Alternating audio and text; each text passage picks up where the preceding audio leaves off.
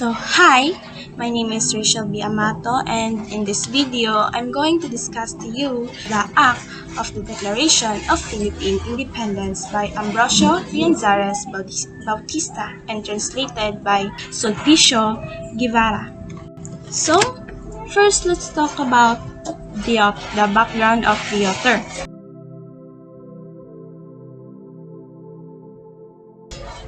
Ambrosio Rianzares Bautista, he was studied law at the University of Santo Tomas, earned his degree in 1865 at the age of 35 years old. He was a lawyer and the first advisor of Emilio Aguinaldo in 1898, elected president of the Revolutionary Congress in Tarlac on July 14, 1899. He was also appointed judge of the Court of First Instance of Pangasinan.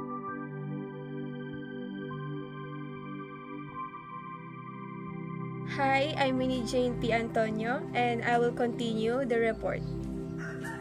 Act of the Declaration of Philippine Independence was written by Ambrosio Bautista, War Counselor and Special Delegate Designate of the Revolutionary Philippine Government.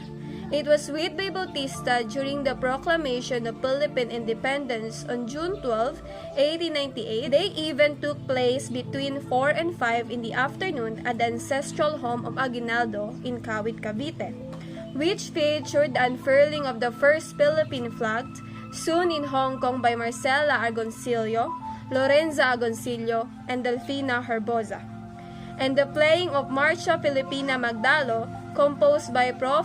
Julian Felipe, by the San Francisco de Malabon Marching Band.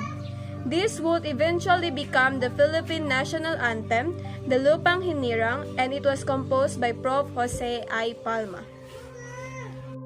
Emilio Aguinaldo, leader of the Philippine Revolutionary Forces, was on exile in Hong Kong after signing the Pact of Biak na Bato with Spain in December 1897. Because of the outbreak of the Spanish-American War in December 1897. The Asiatic Squadron of the U.S. Navy, under the command of Commodore George Dewey, aboard the USS Olympia, sailed into Manila Bay and defeated the Spanish Navy in the Battle of Manila Bay.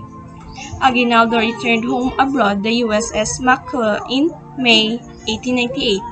The document declares the independence of the Filipino people from Spain.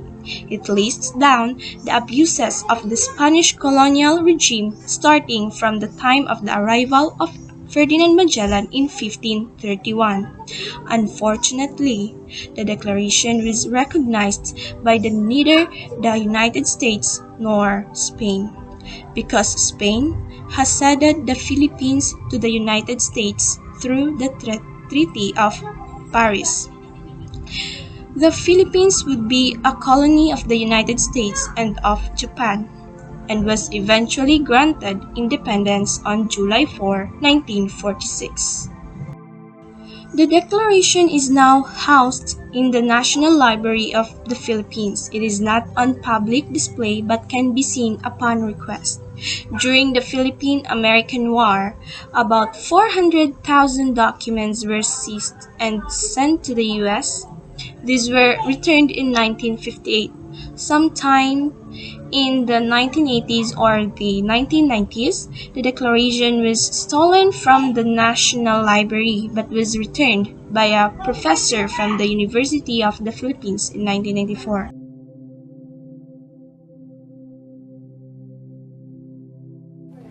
Accordingly, General Aguinaldo thought that it was necessary to declare the independence of the Philippines to inspire the people to fight more eagerly against the Spaniards. The Declaration of Independence would also lead foreign countries to recognize the independence of the country. It was resolved unanimously that this nation, already free and independent as of this day, must use the same flag which up to now is being used, whose design and color are found. The white triangle signifies the distinctive emblem of the famous society of Katipunan, which by means of its blood compact inspired the masses to rise in revolution. The three stars signifies the three principal islands of this archipelago, Luzon, Mindanao, and Panay, where the revolutionary movement started. The sun represents the gigantic step made by the son of the country along the path of the progress and civilization. The eighth rays signifies the 8 provinces, Manila, Cavite, Bulacan, Pampanga, Nueva Ecija, Bataan, Laguna, and Batangas, which declares themselves in a state of war as soon as the first revolt was initiated. The colors of blue, red, and white commemorating the flag of the United States of America as a manifestation of our profound gratitude towards this great nation for its disinterested protection which it lent us and continue lending us. Even we are subdued by the foreign countries, Filipino people still have the courage, the right to think and rise up from the Spaniards before proclaiming the Independence Day on June 12, 1898. Let me end up saying that freedom in the mind, faith in the words, and pride in our souls. Let us salute our nation. So that will be all. Thank you.